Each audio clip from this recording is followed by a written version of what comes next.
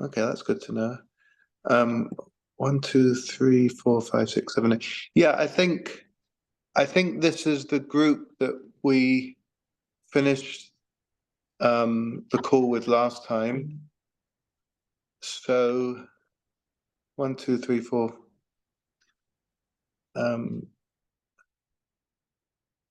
Yeah. Okay. 1, 2, 3, 4, 5, 6, 7, 8. Yeah, we finished with 8 last time, and I think we've got 8 again. Have we? So the reason why I'm asking is that if we have, I think we can start because. Sorry, last week I had internet connection issues while I was in Northern Ireland. So I got disconnected. I couldn't join again, but I watched the live recording afterwards. So apologies for that. No problem at all. And who else have we lost? I think Margarita didn't come back. So yeah, I'm just at the moment I'm just checking out so that we haven't, so that when we start, like any second, then we're not leaving anyone behind. Of course, it is being taped, so I suppose we can. Okay, Namam Vishnu Padaya Krishna Prasad Bhutale Shrimate Bhaktivedanta Swaminiti Namane Namaste Sarasvati Devi Gauravani Pacharane Nivishesha Shunyavadi Pashyata Deshatarane. So the first thing I'd like to do today is to discuss about the exam, because I know that not everyone can do next week. Rather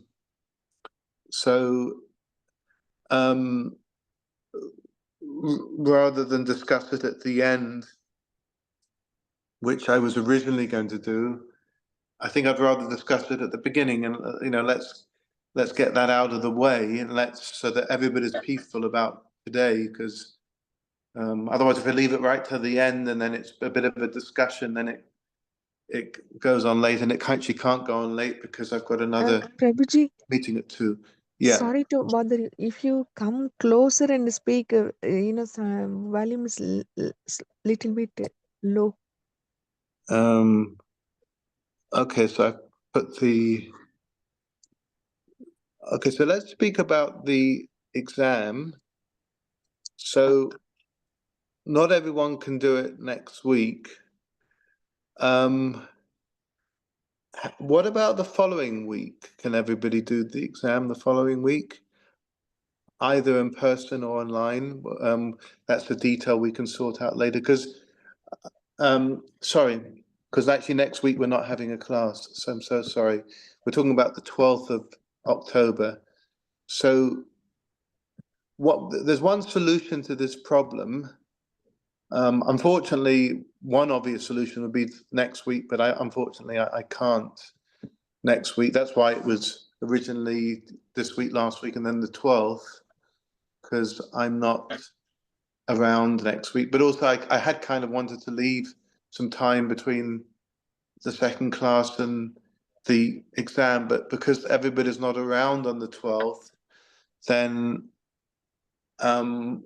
we need to find a sort of a creative solution. I mean, there are different options for doing the exam, including online, but one potential possibility is that in 2 weeks' time on the 12th, we could just do the review and then have questions and answers, and then post the recording of that online for those that can't be there.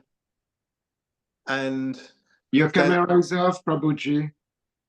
Say that again. We can't see you. Your camera is off. Yeah, we've got a little bit of technical difficulty. Okay. Sorry, I thought it was. Yeah, a little bit of technical difficulty, but hopefully it will return soon.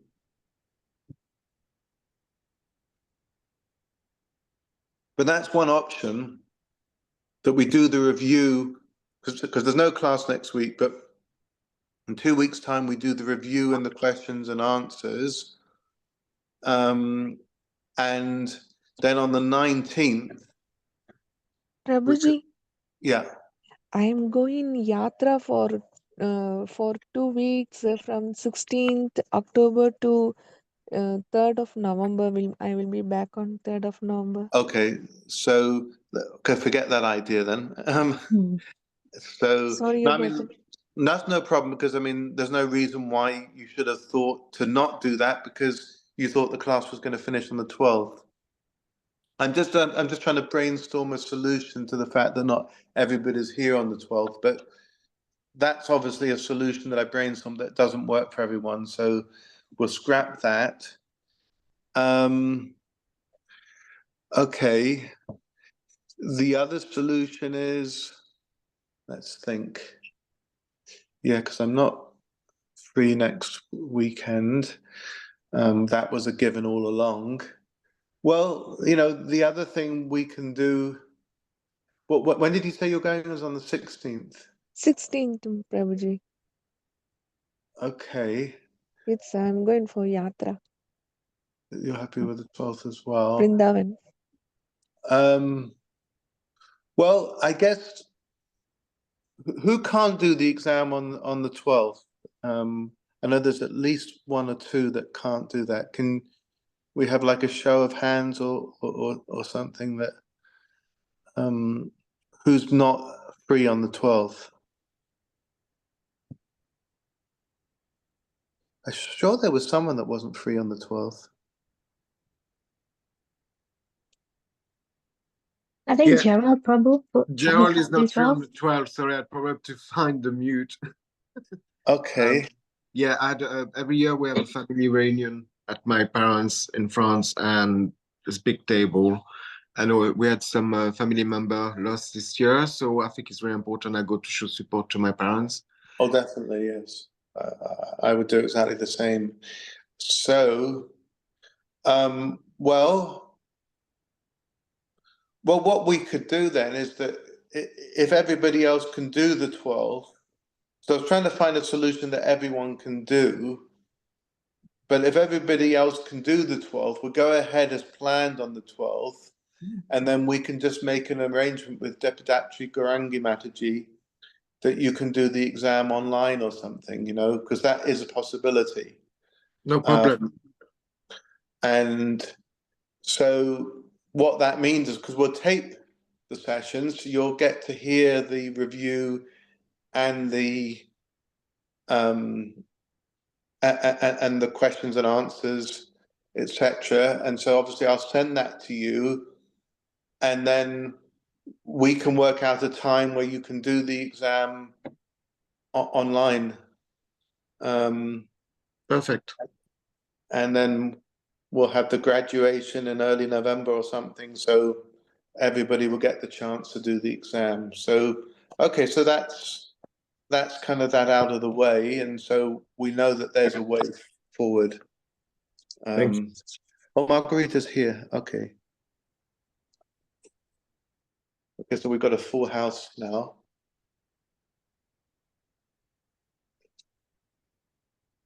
So I'm having some technical difficulties here, but hopefully you can still see me.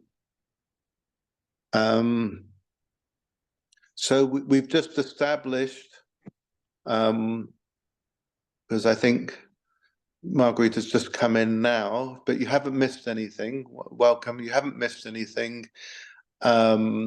We've just kind of established the arrangements for next time, because there's no class next Saturday, but there is a review of everything we've done the following week, which is the 12th of October, followed by the exam. But anyone that can't come on the 12th for any reason, you can listen to the recording of the review, and then we can arrange for you to do the exam online. Mother Dipadatri Gaurangi has the facility to do that. I had the recording online and also had the exam online, so everybody will get the chance to do the exam. Although the majority of you, we do it on the 12th, and yeah, and then maybe we'll see nearer the time we'll do like a what do they call it, a poll, who wants to do it in person, who wants to do it online, because it may be that if you're in a different country or something, then it may be hard to do it in person. So but basically you can be rest assured that everybody that wants to do the exam can do the exam. And if you can't come in person to do it by paper, on a paper exam, Mother Dibidatri Gorangi can definitely facilitate you doing an online exam. And if for any reason she can't, I can send you the exam paper by WhatsApp or something. And yeah, in other words, Hare Krishna Prabhu, because I am in Ireland, I won't be able to come in person. So sure. yes, please. I would appreciate if I can take the exam in another way, please. That's absolutely fine. Yeah, we made that decision some time ago that we would offer this course online by Zoom, but of course there's no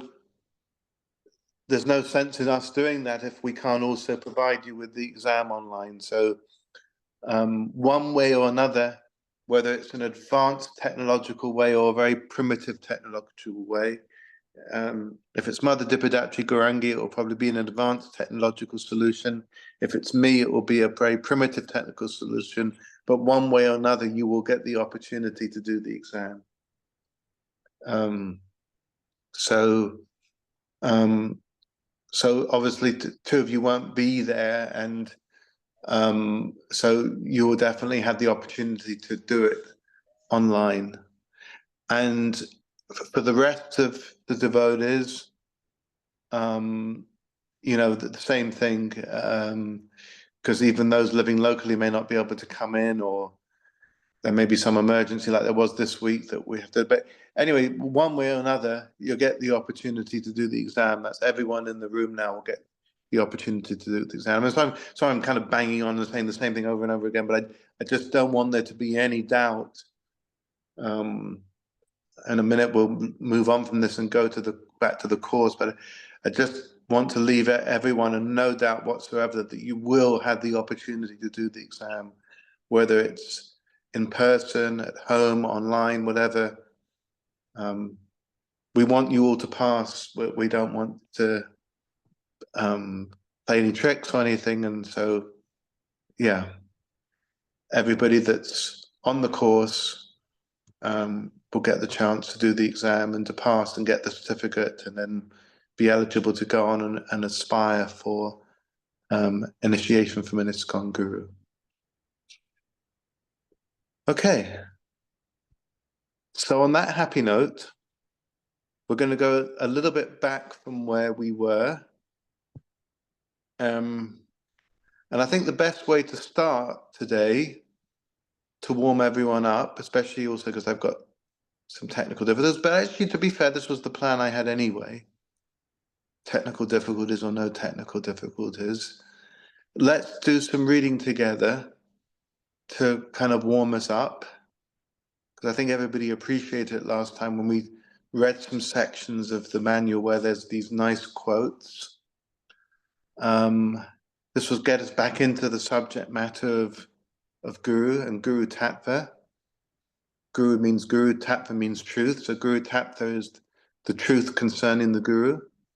So we're on page 11 of the manual. And I'll maybe start it off. And then after a couple of quotes, I will throw it open for somebody else to also read. It doesn't just have to be me that reads. So Guru Tattva, page 11. The spiritual master is non-different from Krishna. Guru Krishna Rupa Hoy Shastara Praman. Guru Rupa Krishna Kripa Karina Bhaktigan. According to the deliberate opinion of all the revealed scriptures, the spiritual master is non-different from Krishna. Lord Krishna, in the form of the spiritual master, delivers his devotees. The relationship of a spirit disciple with his spiritual master is as good as his relationship with the Supreme Lord. Because as we heard last week, the spiritual master is the mercy incarnation of the Lord. And he's more merciful than the Lord, Prabhupada explains, because he gives the mercy to others. Just like it just so happens today is the first of our monthly Sankirtan festivals. And devotees are going out. There's about 40 devotees going out here today from London Temple. They've gone to Holborn, they've gone to Dean Street, they've gone to universities. Some of them have even gone to Essex, Ilford, and they're giving the mercy. They're giving Krishna consciousness to others in the form of these books. Krishna's there in the heart, but we say in a sense, and obviously Krishna's inspiring everything, but in a sense we say the devotee is more merciful than Lord because he's out there distributing the books about Krishna, or they, because there's not just he's, there's she's as well. There's like half and half ladies, half men going out today. And they're distributing the mercy. One of our great teachers in the disciplic line, Vishwanath Chakravarti Thakur is his name, said in one place that there's no cause of bhakti in this life other than by the mercy of a Vaishnav. So the spiritual master, in a sense, is the chief of those Vaishnavas, and that's why in a couple of places Prabhupada describes the spiritual master as the supreme personality of servitor Godhead. Not the supreme personality of Godhead, because that's Krishna. But the spiritual master is the especially empowered representative of Krishna. So we say he's the supreme personality of servitor Godhead. And Prabhupada writes in many places, but one place in particular comes to mind, that simply by the blessings of the spiritual master, one can make wonderful progress along the path. Why? Because as we're hearing here, the relationship of a disciple with the spiritual master is as good as his relationship with Krishna. And there's another quote from the 11th canto: one should know the Acharyas myself and never disrespect him in any way. One should not envy him, thinking him an ordinary man, for he is the representative of the demigods. So therefore one shouldn't consider the spiritual master an ordinary human being. And it says here that if we do, then it's we're doomed. So that's a quote from the purport in the 7th canto. Does somebody want to read that? It is recommended that one honor the spiritual master as being on an equal status with the Supreme Personality of Godhead. Shadari Venu Samasta Shastra. This is enjoined in every scripture. Akriyam Mam Vijaya Yat. Srimad Bhagavatam 11.17.27. One should consider the Acharya to be as good as the Supreme Personality of Godhead. In spite of all these instructions, if one considers the spiritual master an ordinary human being, one is doomed. Prabhupada, Srimad Bhagavatam 7.15.2. Yes. So, yeah, he represents Krishna exactly. We hear that in Prabhupada's V.S. Puja address from September 1972, which is the next quote. Someone like to read that? Yeah. So when he does business perfectly, he is perfect.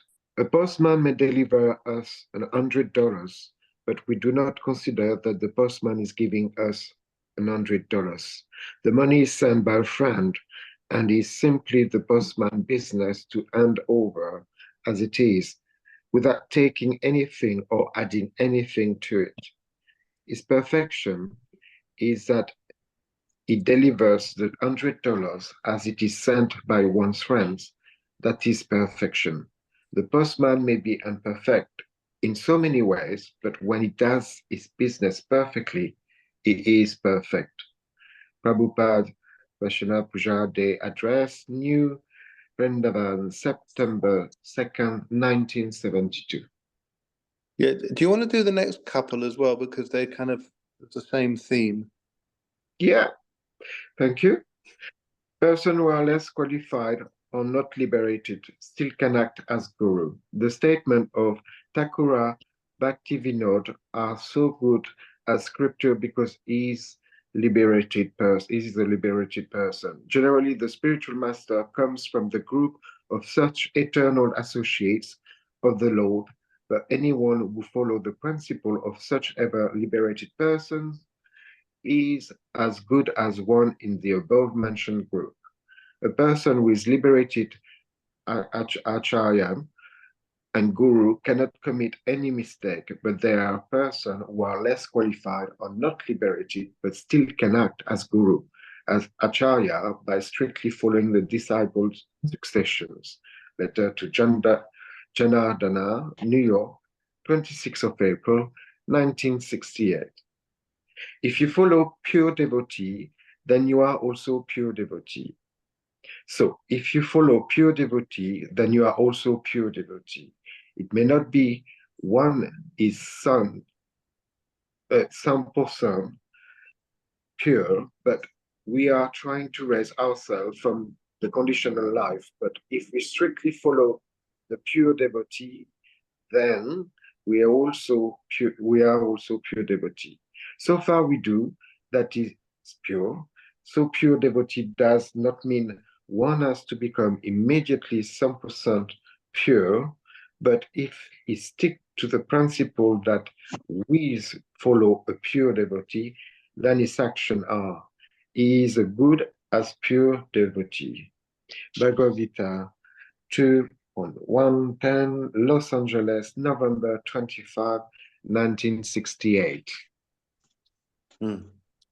Yeah, and this brings up, those last few quotes brings up a very important point, which is that the guru doesn't necessarily have to be on exactly the same level of Krishna consciousness as Srila Prabhupada.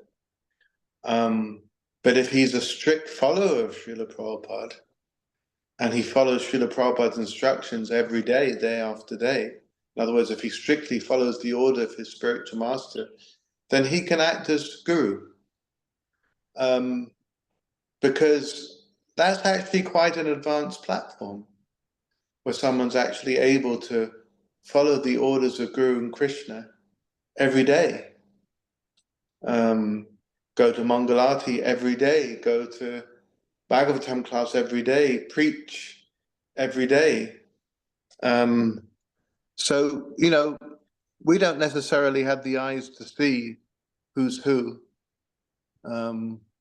We don't have the eyes to see who's an Uttama Bhakta dancing with Krishna in the spiritual. We don't have the eyes to see who that is. But what we can do is see that somebody is very steady in their devotional service. And if they're steady in their devotional service day after day, following the order of their spiritual master day after day, then that's good enough. Because it's understood as well that they will become perfect. And if we follow that guru who's strictly following their guru, then we'll also become perfect. We become perfect by following this process. So if we're being taught by someone that's perfectly following this process, they'll become perfect and we'll also become perfect. It's just a matter of time. So that's a very important point, because sometimes we read that, yeah, the guru's this, the guru's that, but actually Prabhupada gave Prabhupada's most foundational definition, if you read all of the books, which I guess many of you haven't, because that's why we're on this course together. I have read all of the books, And Prabhupada says different things about the qualification of guru, but one thing that I think is the most fundamental of all, which is that the guru is a strict follower of his guru every day. And then you're on safe ground. You're also on safe ground because the GBC, who we spoke about last week, who consists of advanced devotees, they approve everybody that is going to become a guru. So they're very discriminating, and so that's like an extra check and balance that they've been recommended by the most advanced devotees in our movement, practically, or at least some of them, maybe not all of them, but some of them at least, are accrediting, this person is qualified to be a guru. And then you may also see other disciples of that guru who are progressing nicely in Krishna consciousness. That's also very inspirational. So there's many checks, but that's at least 3 good ones, that he's following the order of his guru. He's recommended by the GBC, and you can see that the other disciples of his are also doing well. I think if you can see those 3 things, you're on quite safe ground. If you can't see all of those 3 things, then I would suggest, you may want to kind of think again. But I can see a hand from Margarita. I think she wants to say something or ask a question, so please. Hi Krishna, my business is Hare Krishna. I just wanted to mention just something I remembered. I remember Bhakti-Rasa Sagar Maharaj, he once mentioned he went to read teachings of, he went to compare Srila Prabhupada's teachings to Bhaktivinoda Thakur, I think, or can't remember who, but few gurus back. And he said Srila Prabhupada changed nothing. He was just repeating exactly the same. So he didn't find any deviation. So it was exactly the same as, previous acharyas. Yeah, that's a very good point. Actually, I remember him saying that. So it's a very good point. And it's a fact that Prabhupada didn't change anything at all. And that's actually, I'm glad you brought that up.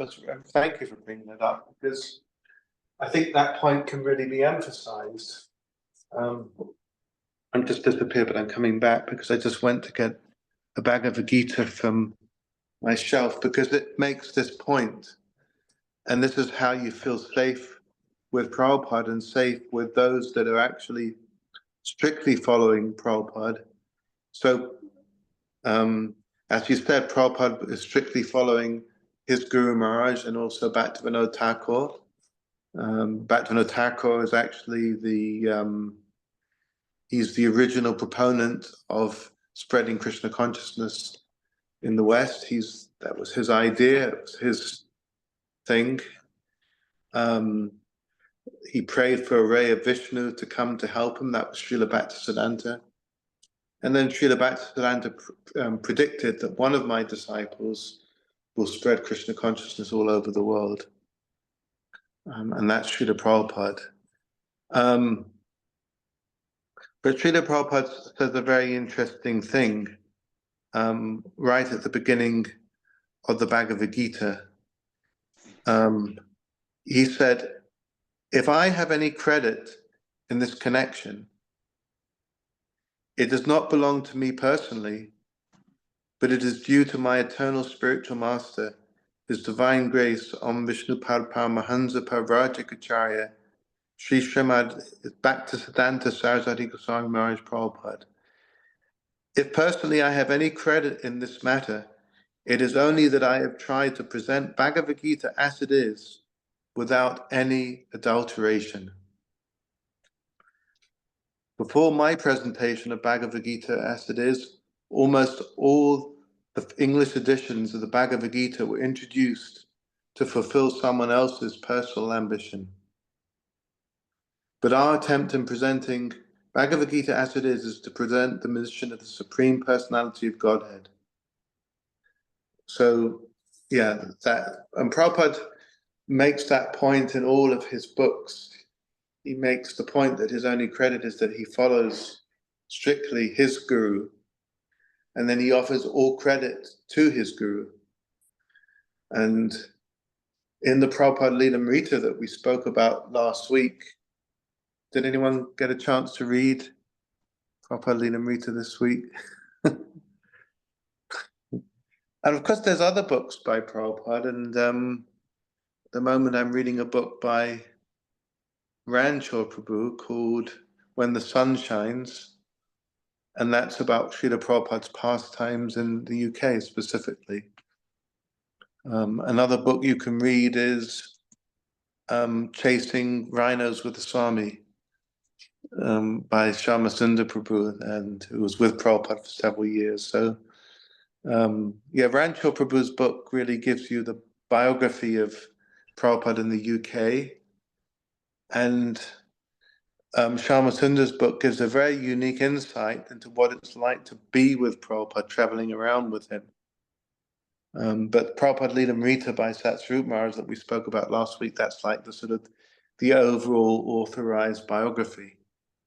But any of those books are nice, and certainly in the Lilamrita there's a very nice section where it describes the teachings of Srila Bhaktisiddhanta and certain things that he really emphasized. And again, just like the point that Margarita was making with the Maharaj was making about Bhaktivinoda Thakur, you could see when Bhaktisiddhanta and his main emphases were described, you could see how Srila Prabhupada had imbibed all of them. And frankly, he'd imbibed them all completely and better than any of his godbrothers, just to be honest. So then we're on safe ground.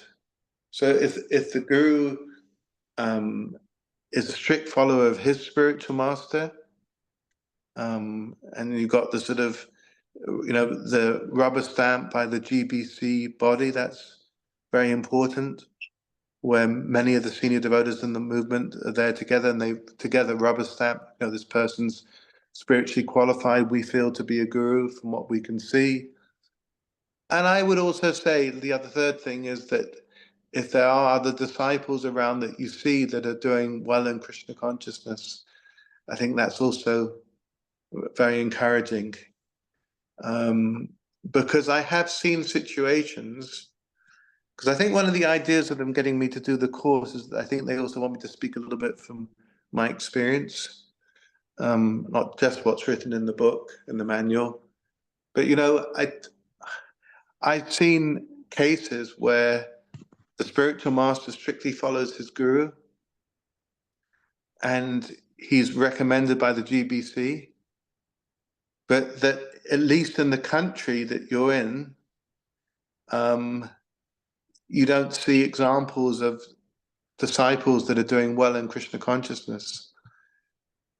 I mean, you're still probably safe to go ahead in one way, because if he's steadily following his guru and GBC accredited, then he's probably going to be okay. But the disadvantage of the other thing not being there, I would have thought, is also kind of obvious, because then you've got like at least one or two godbrothers and godsisters that you can, correspond with. And if you see them doing well, it means that, it means your spiritual master is good at guiding people in Krishna consciousness, because somebody can also be advanced devotee and not be such a good guide. I mean, they're devotees that could be really, really advanced, but they may not be very good teachers. And, we shouldn't have our head in the clouds, and we shouldn't be naive and overly utopian or idealistic. That, in other words, just because it's ISKCON and just because it's, it's Krishna, and just because Krishna's God, it doesn't mean that certain things that you have in the material world aren't there as well, because it's all Krishna's creation. So it's like that in the material world as well, that someone may be an amazing professor and everybody knows that he's the best, but he may not be the best teacher. And everyone can take inspiration from his discourses and classes, but the person that you accept as guru may be the person that most easily can guide you from A to B to C. And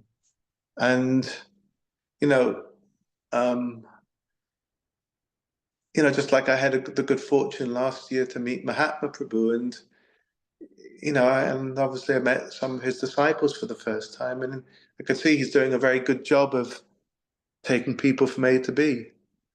And I'm not saying he's the most advanced devotee in the movement, and I'm not saying he isn't. I know of devotees that are extremely advanced but aren't very good teachers. At the same time, you've got someone like Dave and Rita Maharaj, who's an amazing devotee and also a very good teacher. So, they have this saying in England, you pay your money and you take your choice. If they're GBC accredited, and if they're strictly following the order of their guru, then it's bona fide to accept them as a guru. But I'm just saying that if you've got that third thing there as well, it's helpful. It's not essential, but it's helpful. Because then he's a good teacher.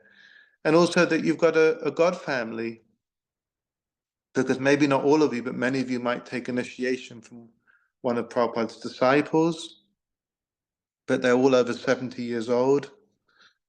Apart from me and one or two others, most of the people in this room look a lot younger than me. So, you might be around for 20, 30 years where your spiritual master isn't around. So it's nice to have God brothers. So in other words, we can use our intelligence in this. And my experience is that I really recommend that we do. Because, gurus aren't just for Christmas. They're for all year round, all life round. So we want to make sure that we make the right choice. And not just the right choice, but the right choice for us. It's like, I'll give a mundane example, but it's a similar principle. And then we'll stop for a couple of questions.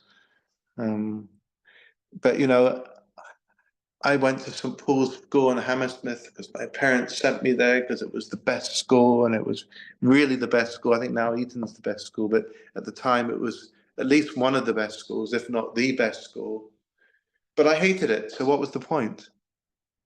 And I had to travel all the way up to Hammersmith from where I lived, which wasn't near Hammersmith. Although, fun enough, I was actually born in Hammersmith. I didn't find that out till later. But that's another point. But I traveled all the way up there. It was like an hour there minimum, an hour there back, and I hated it. And I would have been better off just going to UCS, which was the local school, which my previous school recommended, and I was happy in that school. And they said, well, this will be like the best continuation for you, is just to go to that school. But no, I had to go to the best school. It didn't work out very well. And because we're living in the real world here, and we're not living in La La Land, I have to tell you that I've seen so many examples where people have taken initiation from who they thought was the best guru. And then obviously someone like Indraduna Maharaj, Radhanath Maharaj, they come right at the top of the list because everybody's heard of them, their household names, they're world famous. And you know what? They are really advanced devotees. They are two of the most advanced devotees on the planet. And actually, as it happens, they're both very good teachers as well. But the point there is that if they're on the other side of the world and you don't get to see them very much, it may be a problem, So we've got to be practical. Once it wasn't the best example, because actually they are very good teachers and they're very accessible. It's hard when you're kind of talking to find always exactly the perfect example. I mean, Gaur Govinda Maharaj from my time was probably a better example. Everybody, I think there was a lot of consensus that he was an extremely advanced devotee. And even now, his classes and lectures are the inspiration of the whole society, or an inspiration for the whole society. But his teaching style, which was like kind of the Indian school teacher, wasn't for everybody. So we've got to, because you can still take inspiration from those devotees. So let's turn to page 12 of the manual, where Prabhupada quotes this thing from Chaitanya Charitamrita. I first offer my respectful obeisances at the lotus feet of my initiating spiritual master and all my instructing spiritual masters. And then Prabhupada says in the purport to that verse, which is 135, a devotee must have only one initiating spiritual master because in the scriptures, acceptance of more than one is always forbidden. There is no limit, however, to the number of instructing spiritual masters one may accept. Generally, a spiritual master who constantly instructs a disciple in spiritual science becomes his initiating spiritual master later on. So there's different combinations, but you see, these devotees, well, of course, in the case of Gaur Govinda Maharaj, he can only be our Shiksha Guru now because he's left the planet. So you can accept him as a Shiksha Guru, but you can't obviously now accept him as a Diksha Guru. But whether he was physically manifest, which he was before 96, or not manifest since 96, like I said, his teaching style wasn't for everybody, but you know, you could still take inspiration from such an advanced Vaishnav and then maybe take Diksha from somebody that you're more compatible with and you have more relationship with him or his disciples, whatever. Because another thing is that there may not be a lot of disciples around, but if you have a lot of association with your spiritual master, then that may make up for that. But I think everybody understands what I'm saying, that, you know, we have to make a good choice for us. And our Diksha Guru doesn't have to be the most advanced devotee in our movement. We don't need to search out the most advanced devotee in our movement. It doesn't have to be Gaur Govinda Maharaj or Indradyumna Maharaj or Radhanath Maharaj. We can still get inspiration from them. We can still listen to their classes, but we can also find as our Diksha Guru somebody that's maybe closer to home and, you know, can guide us A, B, C, D. On the other hand, we may decide that, you know, no, I really want to take initiation from Radhanath Maharaj. I really want to. He's the one that I really have faith in. And that's also fine. But then you should find a Shiksha Guru that can guide you more regularly.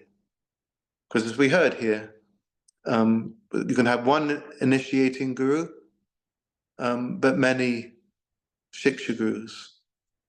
And as we hear in the next one, I'm reading them at the moment because I'm on a row, I'm making a point. So I don't want to interrupt it by someone else reading. I'm doing the reading at the moment. But just like it says in the next verse, the guru who first initiates one with the Mahamantra is to be known as the initiator, and the saints that give instructions for progressive advancement in Krishna consciousness are called instructing spiritual masters. The initiating and instructing spiritual masters are equal and identical manifestations of Krishna, although they have different dealings. So like, for example, if you decide that, you know what, I really have so much faith in Radhanath Maharaj, I really have so much faith in Indradyumna Maharaj, I really have so much faith in Gaur Govinda Maharaj because if he was present, and I want to take initiation from him because you know, he's the one that I trust the most. Okay, if that's the conclusion that you've come to, but then you can take a Shiksha Guru. You know, that you quoted Sagar Maharaj, you know, so he can act as a, I don't think he initiates yet, but he can act as a Shiksha Guru. You see what I mean? So one way or another, you are getting sort of regular guidance. And the thing to do is that you request your spiritual master that, can I take Shiksha from Sagar Maharaj, say, for example. He actually is a disciple of Indra Maharaj, funnily enough. So you might decide, oh, you like Sagar Maharaj so much that I want to take initiation from Indra Maharaj, who's one of the most advanced devotees in the history of our movement, you know. So you might decide, I really like Indra Maharaj, he really inspires me, his kirtans, his classes, I want to take initiation from him. But then I'll accept Shiksha from Sagar Maharaj, or, you know, and then well, somehow that we make it work. But what we don't want to do, what doesn't work so well, is if we take initiation from someone that we don't see, and then we don't have any Shiksha Guru that's authorized by the spiritual master. And I've rarely seen that work well. But here you have it on the top of page 12, because you'll be asked this in the exam. The Diksha Guru is one who gives instruction. He initiates and connects you to the parampara, gives spiritual name, gives mantra, in other words, the Hare Krishna Maha Mantra, accepts the vows of the disciple, removes disciples' sinful reactions at initiation. And then the Shiksha Guru gives you instruction, connects you to the parampara. And the Diksha and Shiksha work together. That's why your Shiksha Gurus, especially after initiation, should be approved by the Diksha Guru, because you don't want the Diksha Guru saying one thing and then the Shiksha Guru saying a contradictory thing. But rather you want to get united.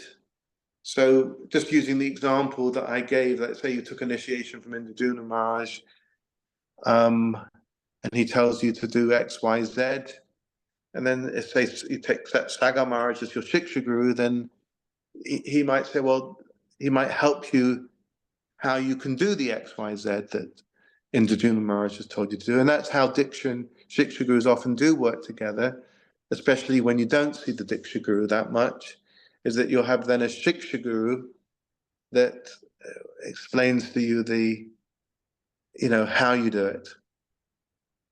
So in that kind of situation, the Diksha Guru tells you what to do, and then the Shiksha Guru helps you unpack it and gives you advice how to do it. Or it may well be that you have one Shiksha Guru that is very prominent in your life, and that becomes your Diksha Guru. Like, for example, Dave Rita Maharaj, he became the Diksha Guru of many of the devotees in ISKCON Wales. He was the devotee, the senior devotee they happened to see the most. And they developed faith in him, and to the point where they accepted him as Diksha Gurus. In other words, the point I'm making here is that there are different shapes and sizes and varieties. It's not black and white with no shades of grey. You can make the arrangement that works best for you in your spiritual journey. The only thing I would say, I mean, ultimately you can do what you want. You don't even have to listen to what I say, but I'm just recommending from my experience that if you have a Diksha Guru that's far away, that you rarely see or hear from, and no Shiksha Guru that regularly guides you, or no association of God brothers and God sisters that regularly you're able to have Sangha with, then that may be harder. That really may be harder. And I think there's a nice quote to finish with from back to Vinod Thakur, and then we'll stop for questions.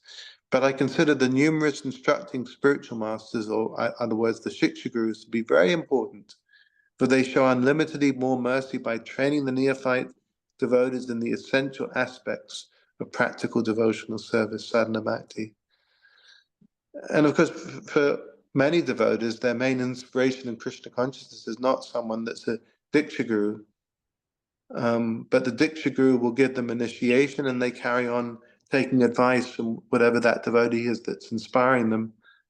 And then they get trained in all the aspects of practical devotional service. And on that happy note, I will pause a little bit, and I'm sure there must be some questions after that.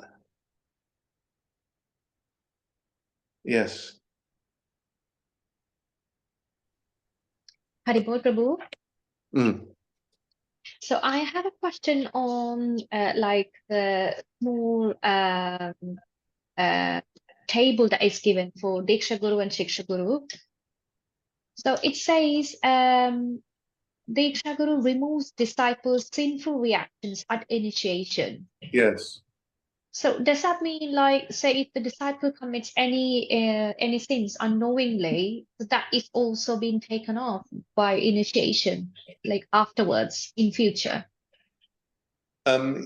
Yes, but we do have to be careful about what happens after initiation. And I'm just going to go over here because I want to get the first canto of the Bhagavatam.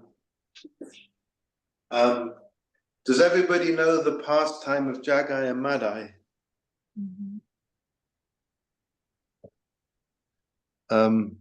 Maybe not the whole thing, but you know the basic idea. These really sinful living entities that were delivered in the end by the mercy of Lord Chaitanya and Lord Nityananda. So everyone's heard of that, right? Yep. Okay, that's good.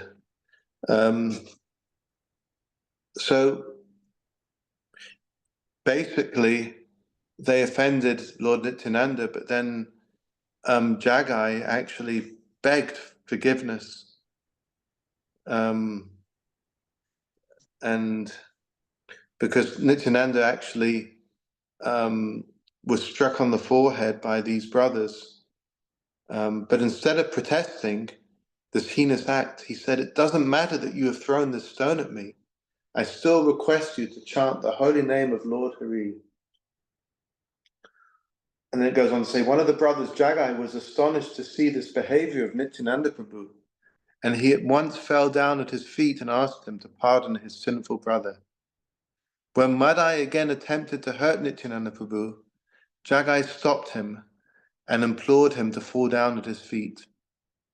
In the meantime, the news of Nityananda's injury reached the Lord, who at once hurried to the spot in a fiery and angry mood.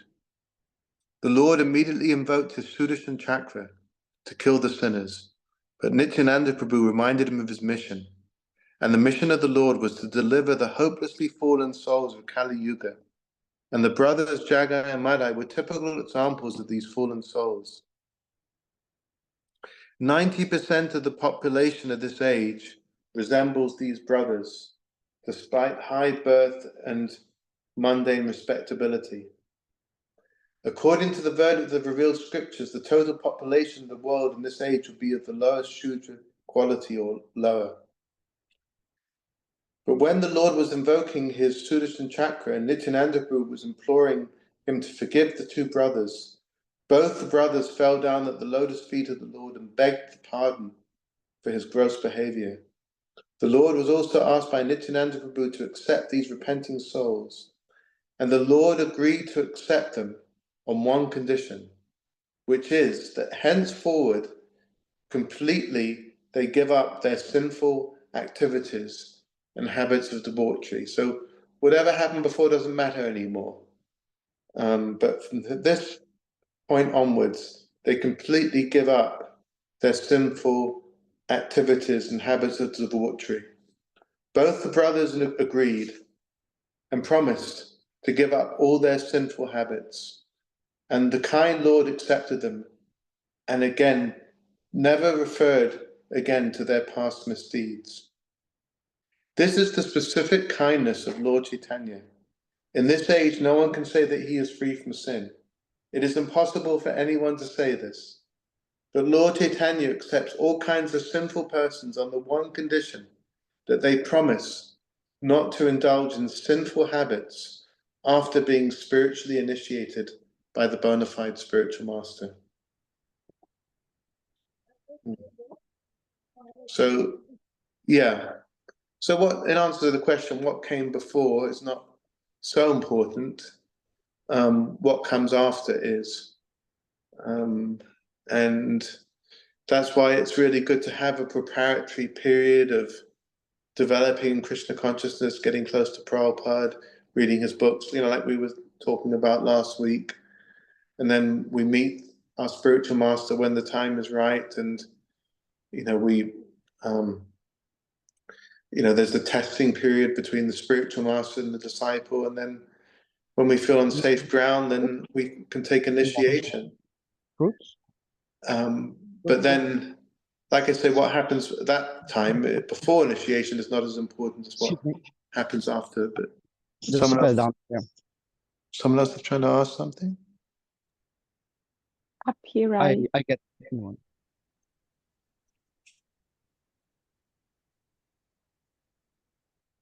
Hi, Krishna Prabhu, yeah.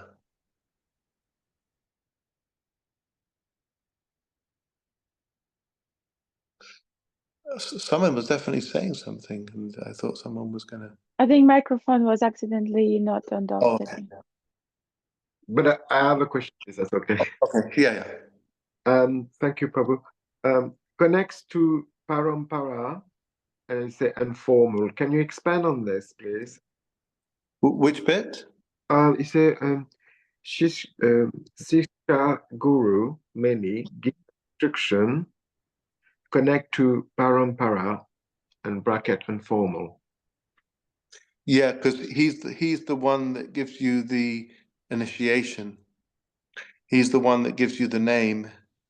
He's the one that you take the vows in front of, that I will chant 16 rounds every day. I will follow 4 regulative principles. He's the one that takes your karma. So that's kind of like really serious. The Shiksha Guru is an equal manifestation, but in terms of what the Diksha Guru does, it's quite intense. He's initiating you, he's taking your sinful reactions, he's giving you the holy name. Yeah, so that's a Diksha Guru. That's Yes. wonderful Yes. and powerful. And the Shiksha Guru will be more the one who held your hand to, and as you say, unpacked the instruction of the Shiksha Guru. Yeah, but when Correct, yes. so can you define parampara a bit more for me? I'm a bit confused with that word. Parampara. Well, parampara is based on this idea that one's a strict follower of one's guru, just like Prabhupada was a strict follower of Bhaktisiddhanta. So you had this in the Bhagavad Gita. You've got this.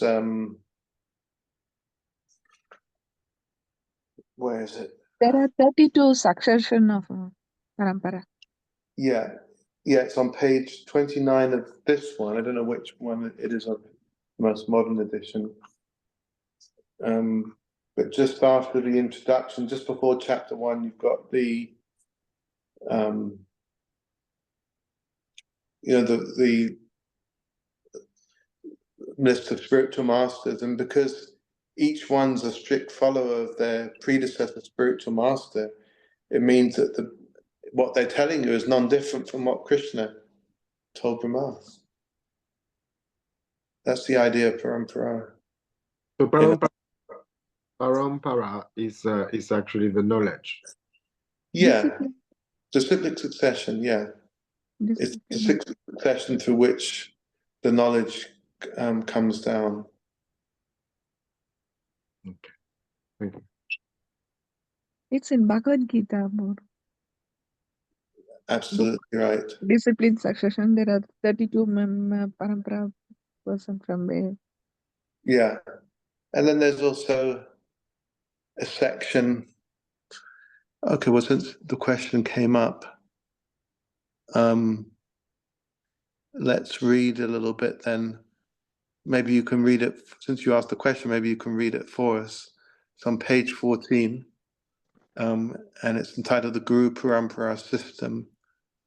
You don't have to read the bit about why do we have to accept a living Diksha Guru. We did that last week, but at least the rest of it, the Parampara system. The Guru does not accept respect from his discipline for his personal self, but conveys this respect to Krishna. It is stated in Bhagavad Gita that knowledge of Krishna is received through the parampara, the discipline succession. Evam parampara parampatam. Bhagavad Gita 4.2. The Guru offers the same respects to his Guru, and his Guru offers respect to his, and so it goes all the way to Krishna. Thus, the mercy of God comes down through the parampara system, and the respect offered to Krishna is offered up through the parampara system, and the respect offered to Krishna is offered upon through the parampara system. One has to learn to approach the Supreme Personality of God in this way. Teachings of Lord Kapila, chapter 13, perfect knowledge through surrender.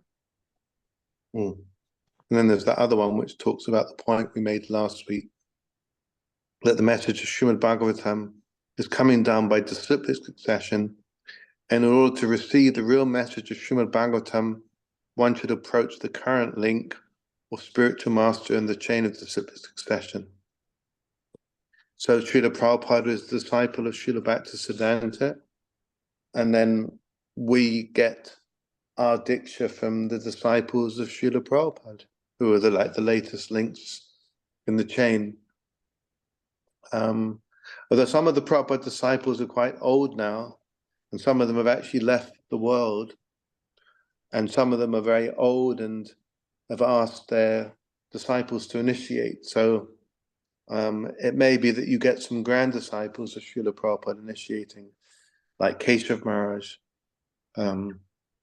who's a wonderful devotee actually, and within a couple of years he'll be initiating disciples. So, you know, there's so many wonderful devotees who are like representatives of Srila Prabhupada. Any other questions on these points?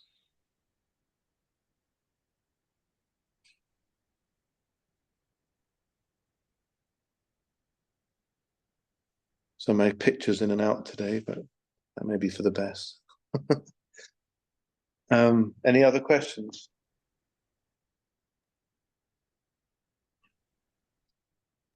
Can I comment? Is that okay? Yes. So actually, the answer of my question was on this second page, and that's a beautiful thing. It's not the parampara system is a supreme science first received through the chain of disciple succession, and I think the whole essence of that course is actually based on trusting that chain. Do you remember when we talk about the tree? Yes. Not breaking the chain. That's what we want to make sure. Then everything is done through that channel, the right channel. Prabhupada didn't go off to say, I'm going to jazz it up with a bit of this. I'm going to jazz it up with a bit of that. I'm going to make it so contemporary. Then they only got to do 2 rounds a day, and that's is they on top form. No, it's the chain has not been broken. Yeah, and that means accepting Srila Prabhupada and ISKCON as the branch of the tree, and then we're little twigs or twiglets, whatever we are, but our connection is through Srila Prabhupada, like you said. So I think Margarita also wanted to say something or ask a question. Hare Krishna, thank you. Well, it's slightly off, but I'm curious if you could answer. If, for example, someone takes initiation from his spiritual master, and the second initiation, by the second initiation, that spiritual master leaves this world, what happens?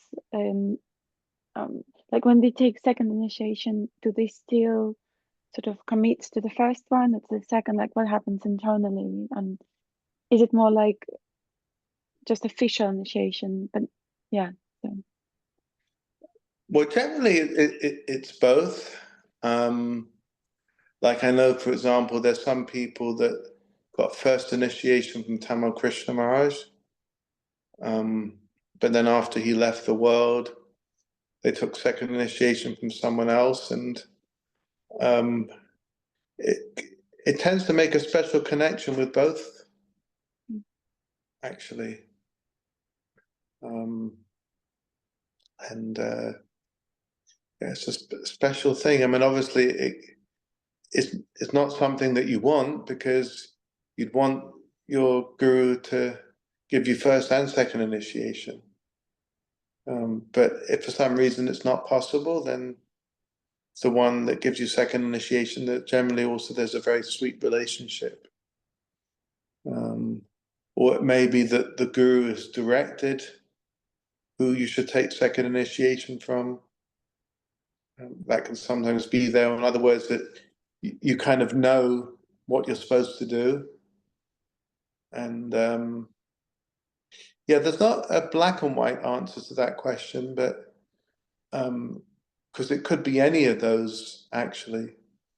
But as long as it's authorized, as long as it's authorized by the GBC, by one's local temple.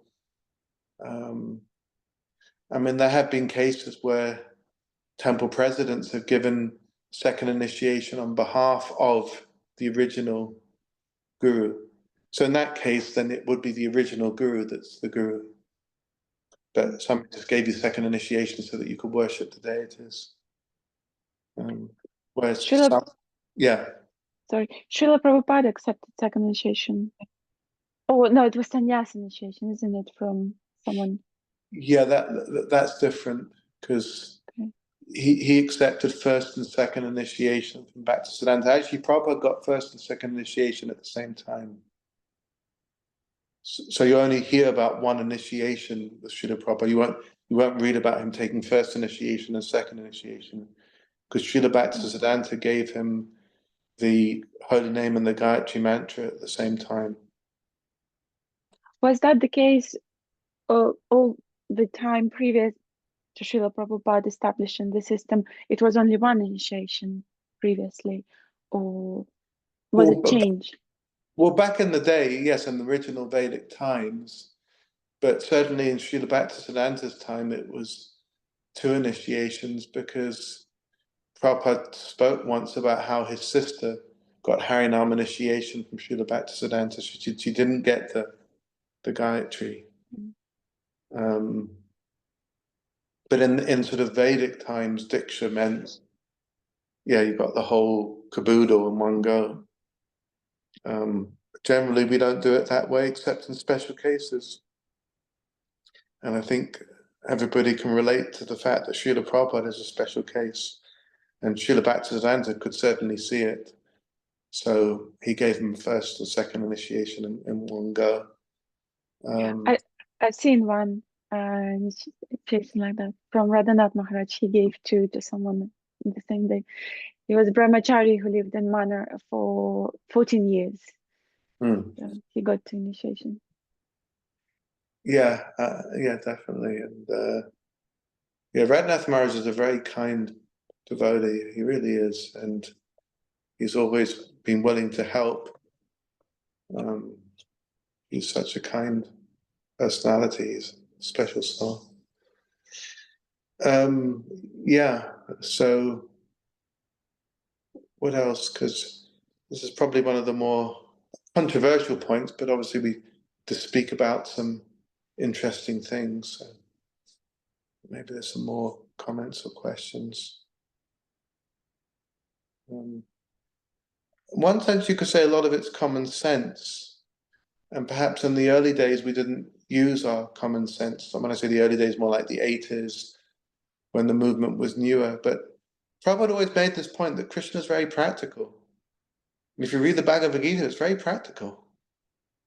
It's not impractical. So yeah, the things that I'm saying, they're practical things. And that we can use our intelligence in the process, believe it or not. So, anything else before we read some more things? Okay, well, let's go to page 18 then. It seems that this group learns very well from when we read these, when we talk as well, but also when we read these sections together, some nice quotes. So let's do a little more of that, page 18. Types of gurus. And Yeah, I'll read the first one and then others can read the other ones. Types of gurus. There are not many. They are one guru tattva. Oh, actually, this is a big one, even though it's short. The guru is offered first the respectful prayers, Vande Gurun, and Gurun Bhuvavachana, plural, many gurus. But they are not many. They are one guru tattva. So guru is one. So there's Shiksha gurus and Diksha gurus, but guru is one. Who can explain that? I'll explain this in a minute, but it might be a good exercise if everybody thinks about it and then. Diksha Guru is one, Shiksha Guru is many. Shiksha Guru, we will get instructions and we will connect. Shiksha Guru will help us to connect to paramparas in informal way. But Diksha Guru is a one person.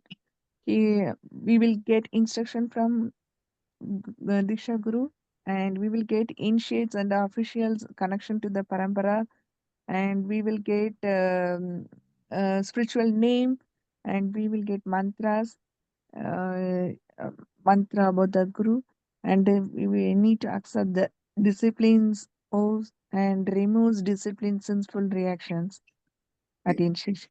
Yeah, that's true. That's all true. But in what sense, notwithstanding all of that, even if you've got a Diksha guru who initiates you and a Shiksha guru that helps you, but in what sense is guru one?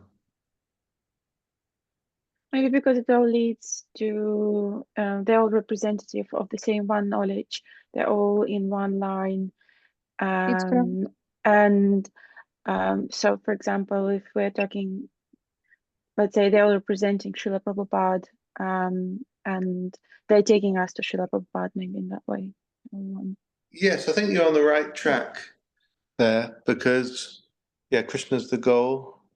Somebody else wanted to say something before I explain. I think Gerald wanted to say something. You've unmuted. Well, yeah, it's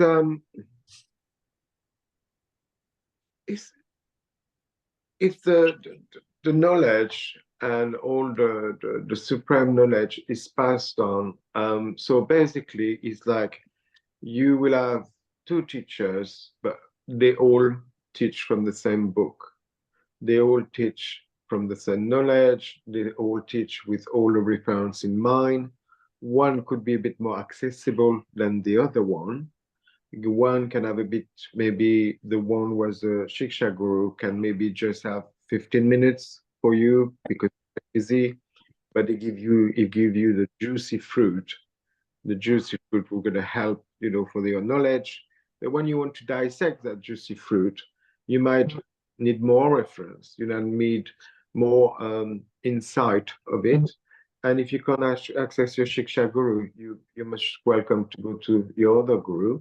But they all know what they're talking about. They all know the science behind it. And the lineage, it's a lineage we're learning. So yeah, I think you're all on the right track. But let's just think about it for a minute. So you've got your Diksha Guru and you've got your Shiksha Guru who's approved by the Diksha Guru, who doesn't speak anything different from the Diksha Guru, but rather helps you to understand the order of Guru. So we have faith that our Diksha Guru is representing Krishna. I think I said this in the first seminar, that one of the main reasons why we need Guru is because Krishna's in our hearts, but we can't hear him. But the advanced Vaishnav can hear, and he shows us, tells us what Krishna's trying to guide us, that he can see that we can't. But if he does that, and he also says, well, okay, actually, so-and-so that is your approved Shiksha Guru, approved by me. So basically, whether it's from Diksha or Shiksha, you're getting Krishna. So in that sense, Guru is one, because you're getting Krishna's message.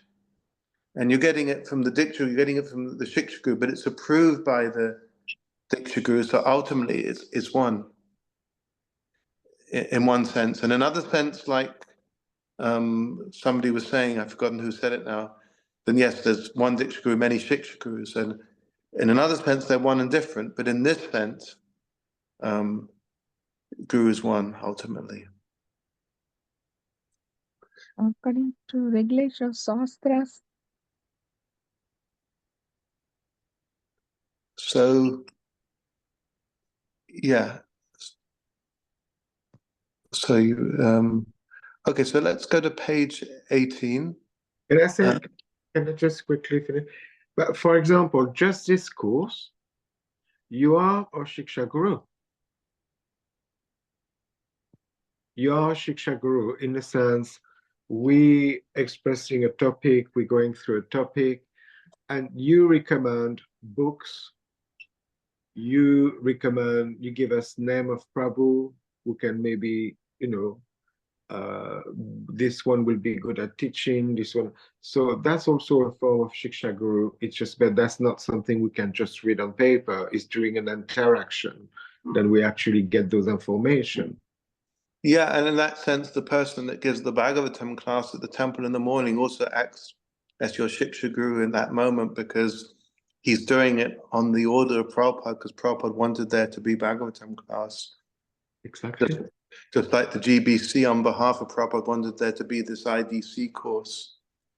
So, and all the gurus agreed to that.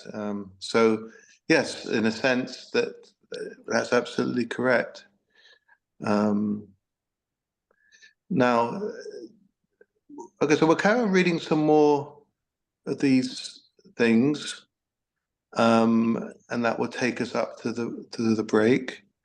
Diksha removes one's previous sinful reactions. I'll read this one, and then others can read after this. At the time of initiation, when a devotee fully surrenders unto the service of Lord, Krishna accepts him to be as good as himself. When the devotee's body is thus transformed into spiritual existence, the devotee in that transcendental body renders service to the lotus feet of the Lord.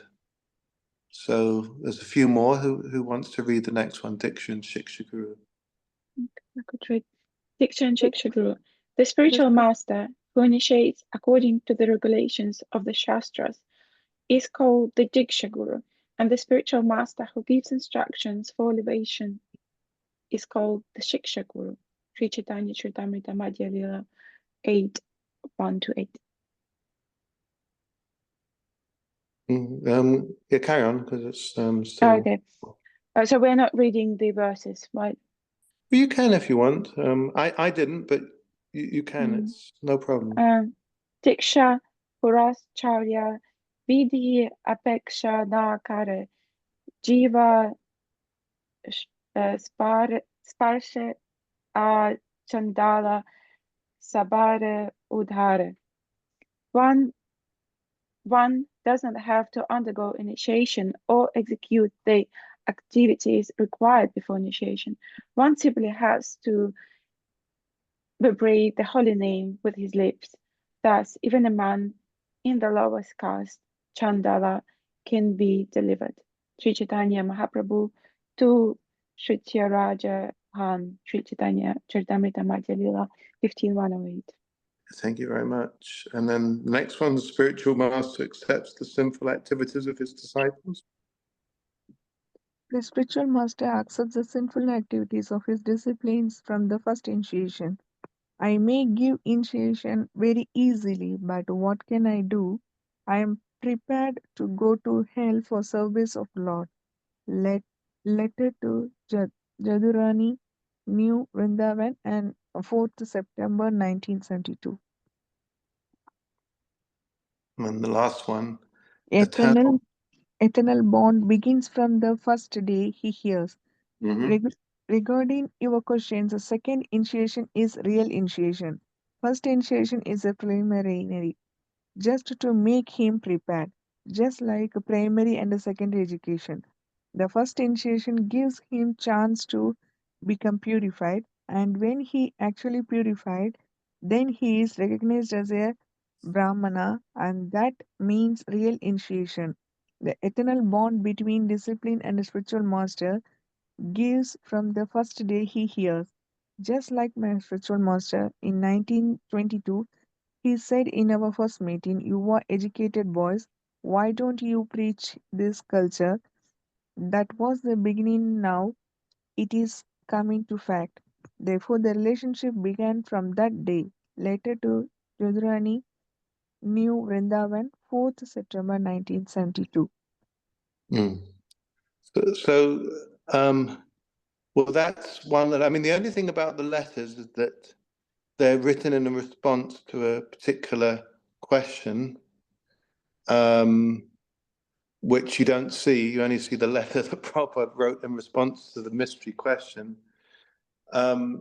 Because actually, I mean, whatever Prabhupada says is true, but actually there is great emphasis on first initiation in ISKCON. Because in ISKCON, you chant 16 rounds and vow to follow 4 principles. Because, like, for example, in the previous letter, well, actually, it's the same letter, but it puts it into context. The spiritual master accepts the sinful activities of his disciples from the first initiation. I may give initiation very easily, but what can I do? I am prepared to go to hell for the service of the Lord. So that's pretty big, that at the first initiation, you get the holy name. And don't forget, the holy name alone can render all benediction to living beings, we understand from the Shikshastika. And at the first initiation, the spiritual master takes your karma. So the first initiation in ISKCON is actually a big deal. So, you know, that's why we've got to be a little bit careful with the letters. I mean, it quotes a lot of letters because you don't know what it's responding to. And yes, it's also true that the second initiation takes it even deeper because you can do confidential services like worship the deity. Which, of course, in Vedic times, when it was just Diksha and then you got first and second, that's what you were doing. You were offering sacrifices. So practically speaking, Vedically speaking, the second initiation is the main initiation. But in Chaitanya Mahaprabhu's movement, as given to us by Srila Prabhupada, the first initiation is also extremely significant. And in one sense, actually, if you read everything that Prabhupada said, in one sense, it is actually more significant. But in the true Vedic sense, the second initiation is. But I think you get the point that in ISKCON, the first initiation is very, very important. It's not like that you've just been given a cookie or something. You've been given the holy name of the Lord. And that's coming from Parampara. It's coming from Chaitanya Mahaprabhu, Krishna. It's powerful. And so, yeah, I just wanted to clarify that. And are there any other questions?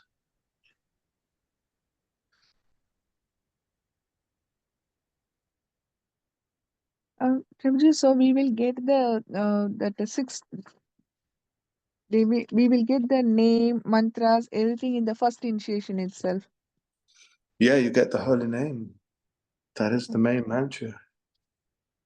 And if you read Chaitanya Charitamrita, Prabhupada explains it very nicely. But then for further purification, you get the second initiation where you can worship the deity. And there's actually some very nice purports in the second canto of the Bhagavatam, which explain about worshipping the deity and the effect that has. But then Prabhupada goes on to describe that even that process of deity worship, somebody can actually get the same benefit by just coming to the temple and watching the Mangalati ceremony of the Lord, or one can actually get the same benefit as the person on the altar. And yet at the same time, deity worship is very favorable for the cultivation of one's Krishna consciousness. And for that, one needs second initiation.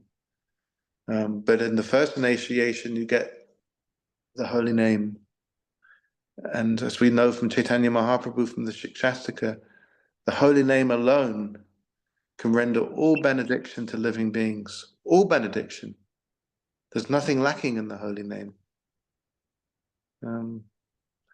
But to actually help us to chant, it may well be that it's very favorable to worship the deity, for which we'll need second initiation. So it's kind of one and different. It's a little complicated because obviously in the Vedic sense, the second initiation is the ultimate diksha, but in terms of the mood, the mission, like Gerald was saying, the mood and mission of Chaitanya Mahaprabhu through Prabhupada, the first initiation is also very, very important. I think Gerald wants to either say something or ask a question. My mic is on, yeah. Thank you very much. So you got first initiation, you got second initiation. First initiation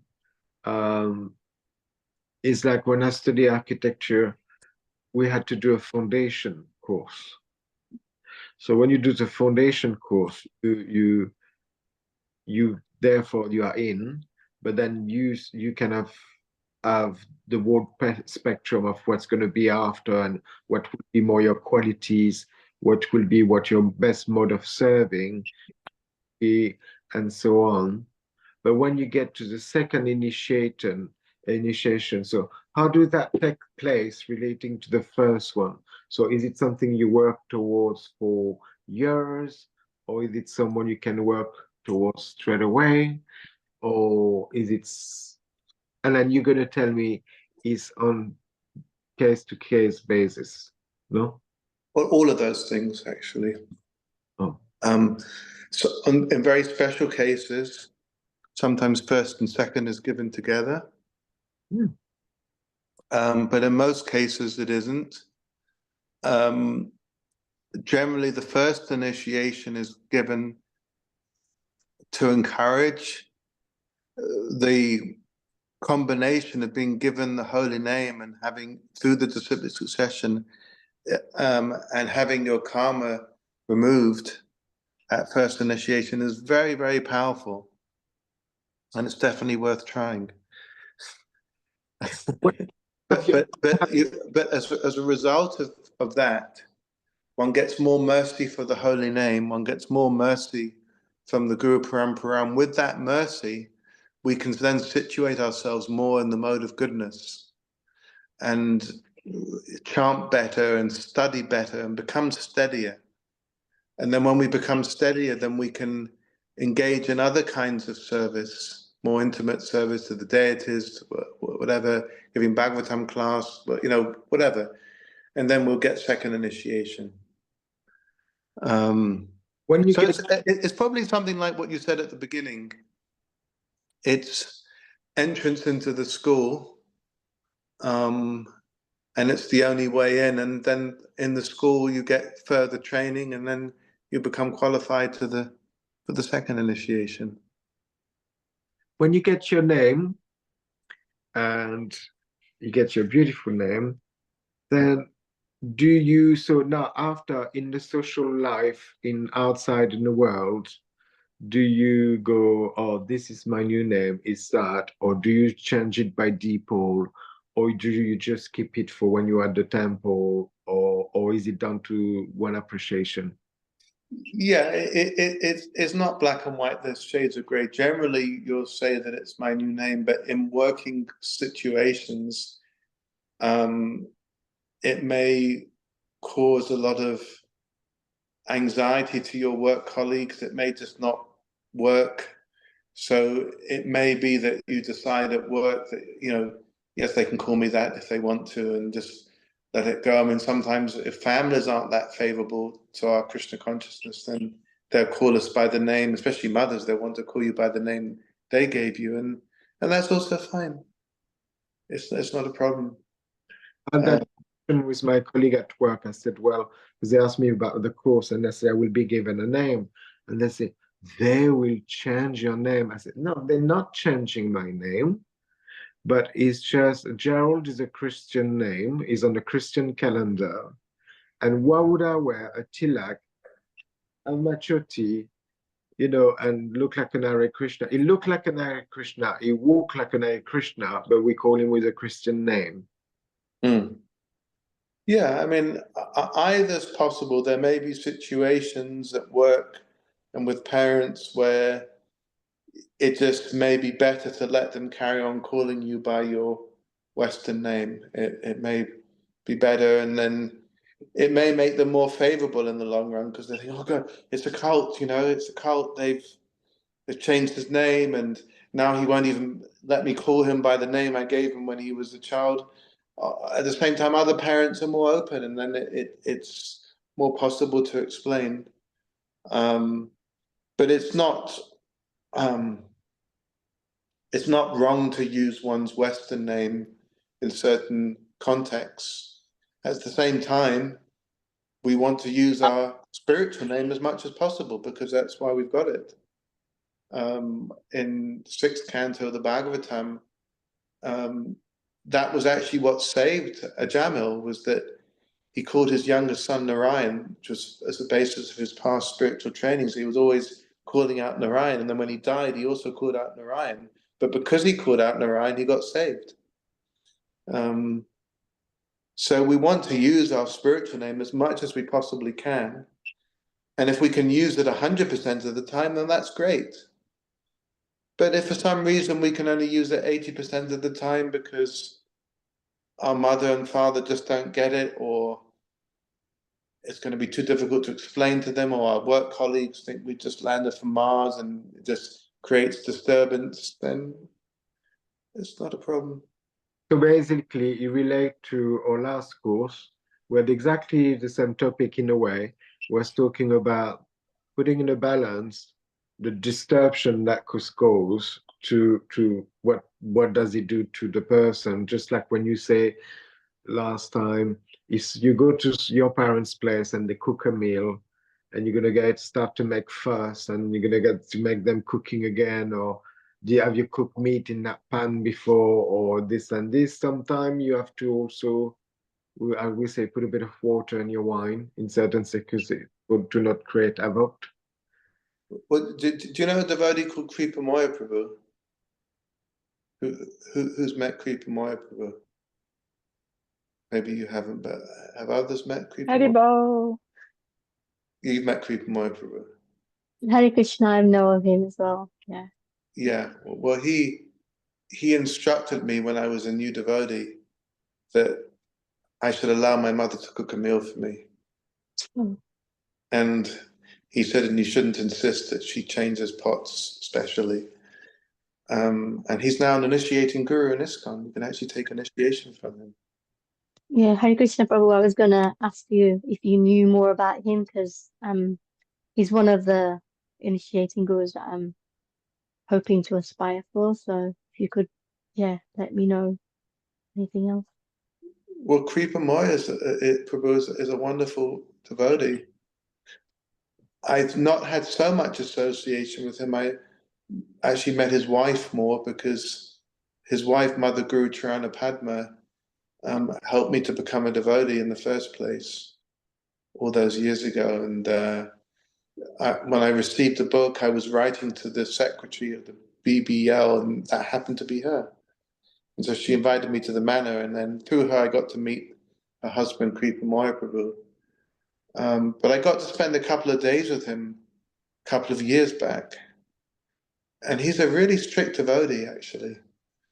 I mean, I know externally he can be very humorous and outgoing, but he's got a very deep inner life spiritually. He's very strict spiritually. He rises early every day. He chants his rounds in the morning every day. He worships his deity of Prahlad Nrsimha every day. And he preaches Krishna consciousness, and he follows the orders of Prabhupada. And you've also got some potential god brothers and god sisters in the UK. I mean, I think Kripa Moya Prabhu is a great choice as a spiritual master. And if that was what you decided, you'd have my full support, that's for sure. Oh, Hare Krishna, thank you so much. That really helps. Thank you so much. Hare Krishna, may I add something? He also leads mentorship group. So if you want, you can join his mentorship group. So he can be a mentor, and then you can take initiation from him.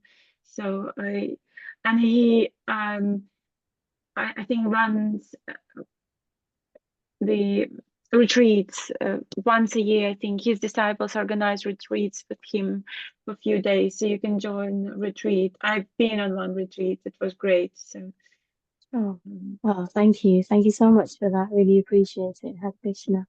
Thank you. Yeah, the other thing I want to say at this point, I was going to bring this up later on, but I'll bring it up now, is that when you do get the exam, you know, they'll ask you questions. Most of them will be multiple choice questions. And they'll ask you things like, you know, is it a qualification for a guru that we should like his classes and kirtans? Now, in one sense, it's not. But in another sense, I would say that it is. And if you say yes, then I'll give you the point for it, because, you know, I think the guru should be someone that we like to be with or we like to hear from. And Kripa Moya is a wonderful devotee to hear from. He gives wonderful classes. It's very easy to listen to him, and leads great kirtans. But yeah, it's very nice to be with him. It's very nice to hear from him. And, you know, at the end of the day, it's a personal relationship. So I think it's great if the spiritual master is someone that you actually want to be with. And because that's personal. It's just like when I met Mahatma Prabhu last year, his disciples really like to be with him. He's a nice person to hear from, and he, etc. So, you know, we shouldn't discount that, you know, that yes, the guru could be someone that I actually like being with. Mm. And I think that's a very good sign. I mean, if you look at the Bhagavad Gita, because I said everything I'd say somehow will be related to Shastra, you look at the Bhagavad Gita, one thing you'll discover, which you'll know in more detail from the Bhagavatam and from the Mahabharata, is that Krishna and Arjuna were friends. And so the friend agreed to become a disciple, but they were friends. There was a friendship first. Somebody once said the safest ship in the world is a friendship. Mm-hmm. Sorry, but anyway, it's true, even if it's a bit corny, but it's true. So yeah, I think that's actually very good. That and that's one advantage you will have with Kripa Prabhu, because he is kind of local. Yeah, yeah. Okay, so we're going to take our break now, and we'll come back at 12:20. I will see you then.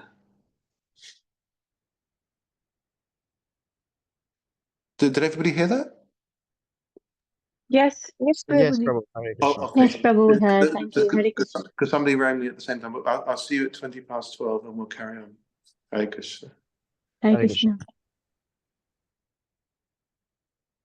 Krishna. Hare Krishna.